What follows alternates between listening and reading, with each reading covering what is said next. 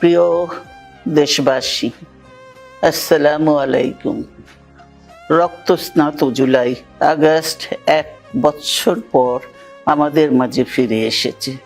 দীর্ঘ 16 বছর ফ্যাসিস্টদের নির্মম অত্যাচার, নির্যাতন, গ্রেফতার, হত্যা, খুনের মাধ্যমে গণতন্ত্রকে ধ্বংস করে এবং এক দলীয় শাসন ব্যবস্থা চিরস্থায়ী করতে চেয়েছিল আওয়ামী শাসক গোষ্ঠী।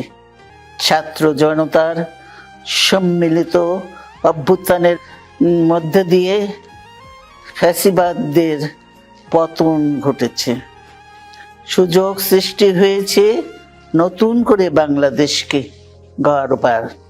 এই আন্দোলনে যারা শহীদ হয়েছেন তাদের জানাচ্ছি আন্তরিক শ্রদ্ধা, আহতদের সমবেদনা। তাদের এই আত্মত্যাগ জাতি চিরকাল মনে রাখবে। গুম, খুন, বিচার বহির্ভূত হত্যার শিকার যারা হয়েছেন তাদের তালিকা প্রস্তুত করতে হবে। দ্রুত বিচারের ব্যবস্থা ও রাষ্ট্রীয় স্বীকৃতি নিশ্চিত করতে হবে। প্রতিটি পরিবারের সম্মানজনক পুনর্বাসন ও নিরাপদ ভবিষ্যৎ নিশ্চিত করতে হবে।